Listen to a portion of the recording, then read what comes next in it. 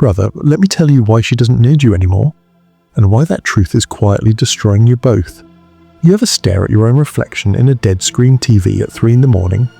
Not because you're tired, but because you're hollowed out, because you poured everything you had into a mirror, and the mirror just cracked, and you're left there, holding the pieces, wondering where the hell the man you used to be went.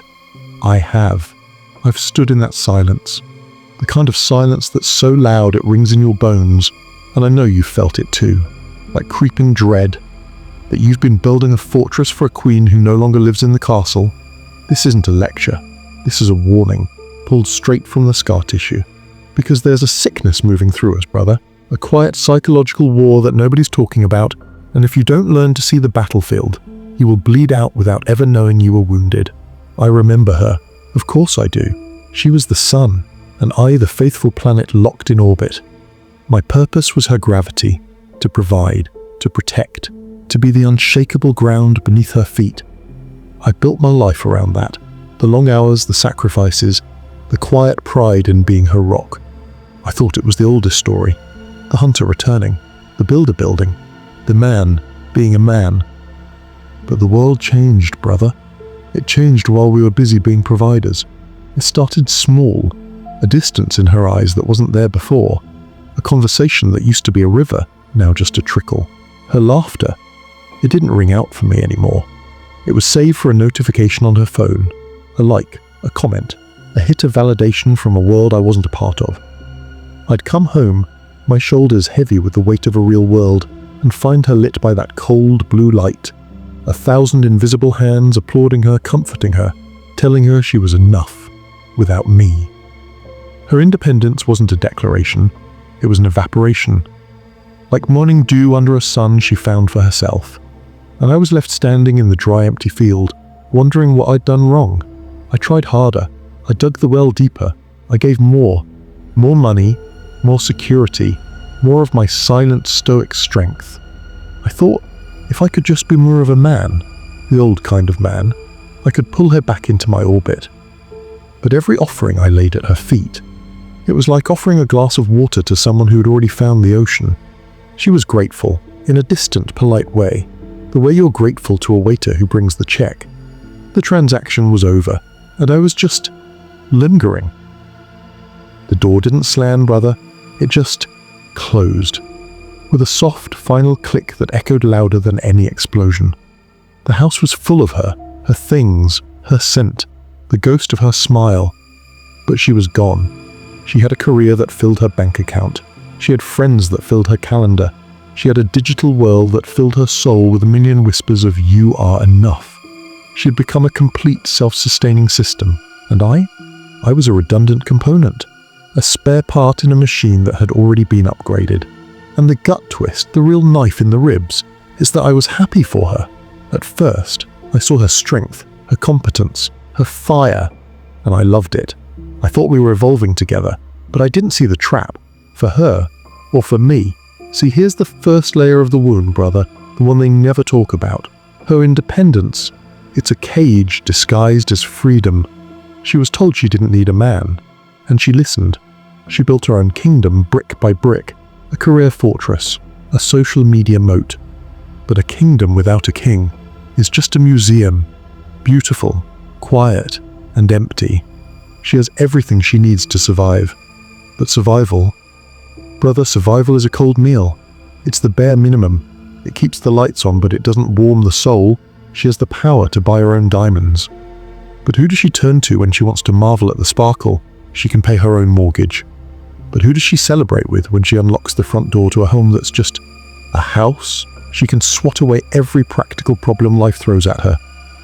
But when the silence of the night gets too loud, when the shadow of a doubt creeps in, when she just wants to feel safe, not because of a deadbolt, but because of her presence, who does she turn to? She was sold a lie. The lie of total self-sufficiency. The lie that needing someone is a weakness. So she armored up. She became a warrior in a world that promised her peace. And now she's locked inside her own armor, wondering why it's so damn cold. Her heart has become a museum piece. Something to be admired from behind glass but never touched, never held, never warmed by another living breath. And we We just stand outside the glass, confused. We were raised on a different script. Protect, provide. Be the oak tree. But nobody told us what to do when the forest doesn't need shelter anymore. So we do the only thing we know. We try to be more useful. We become appliances, reliable, functional, and utterly disposable when a newer model comes along. We think our value is in our utility, and in doing so, we hollow out the very thing that made us irreplaceable, our strength. Not the strength to lift heavy things, not the strength to earn a paycheck, but the strength of our presence, the unshakable masculine depth that a woman can't provide for herself, the calm in the storm that she can't conjure from a meditation app, the solid ground that doesn't shift with the trends of the day. We traded that in. We traded our essence for a job description. And we became ghosts. Friendly, helpful ghosts. Haunting the lives of women who don't believe in spirits anymore. I became a ghost, brother. I walked through my own life, my footsteps making no sound. I'd speak, and my words would pass through her like smoke. My touch. It was like touching polished stone. Smooth, cold, and impenetrable. I was there, but I wasn't present, because my presence was no longer required for her survival. And I had forgotten how to be present for her soul. This is the backfire. This is the unintended consequence they never warned us about. We've created a generation of the most capable, most independent, most lowly women in history. And in response, we have become a generation of the most confused, most directionless, most emasculated men. We are two islands drifting further apart, each of us pretending we don't miss the bridge. But the human heart, it has a biology older than these new rules. It has needs that a paycheck and a podcast can't meet. She still needs you, brother, but not for what you think. She doesn't need your wallet. She needs your mission. She doesn't need your protection from physical danger. She needs your protection from existential dread. She doesn't need you to fix her problems. She needs you to be her sanctuary while she fights her own battles. She needs your masculine core, not the toxic, domineering crap. The real thing.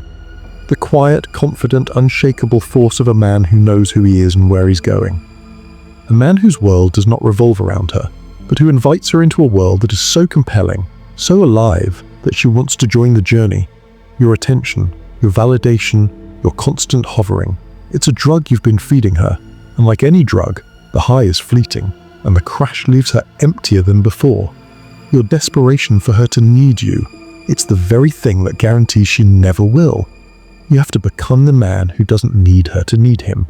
You have to build a fire in your own heart, brother, a fire so bright and so warm that she can't help but turn away from the cold blue glow of her screen.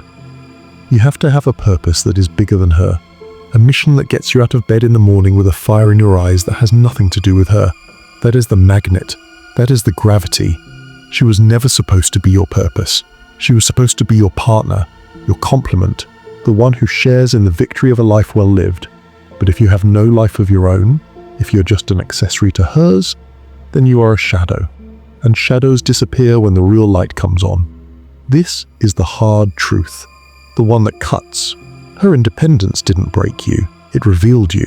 It held up a mirror and showed you that you had built your entire identity on a function, not a foundation. You were the provider, the rock. And when that function was outsourced, you were left with nothing but the echo of a role you no longer played. It showed you that you had forgotten how to be a man and had only remembered how to be a tool. And for her, her independence backfired because it promised her everything and gave her nothing that truly matters. It gave her the crown, but isolated her on the throne. It made her the master of her destiny and the lonely prisoner of her own success. She has the whole world in the palm of her hand, and no one's hand to hold. This is the silent war we're in, brother. Not a war between men and women. A war against a lie. A war against the quiet, soul-crushing emptiness of a world that traded connection for convenience and depth for dopamine. You feel it, don't you? That dull ache, that sense of being adrift, that quiet rage when you see her smile at her phone more than she smiles at you. That's the signal. That's the bruise that demands you face it. Stop trying to be needed. Start becoming undeniable. Rebuild your core. Find your mission. Reignite that fire that burned in you before you ever knew her name. Become the oak tree. Not because she needs the shade, but because it is your nature to grow strong and tall. A woman who doesn't need a tree will still always appreciate the shelter of a great one. This is just the surface, brother, just the first crack in the mirror. There are deeper layers to this, darker currents in this psychological war. How to actually build that core, how to spot the signs that you're becoming a ghost in your own life, how to lead in a world that tells you to follow. This is a fight for your soul, and you don't have to fight it alone. Brother, if this hit you like a freight train, if you saw your own reflection in this shattered glass, then you know this is only the beginning. Smash that like button. Let me know this truth landed. Drop your story in the comments. Tell me where you felt this the most. And subscribe to Psyche Havoc. Arm yourself with the next layer of truth, because the next shadow is already falling, and you need to be ready. This is your wake-up call. The rest is up to you.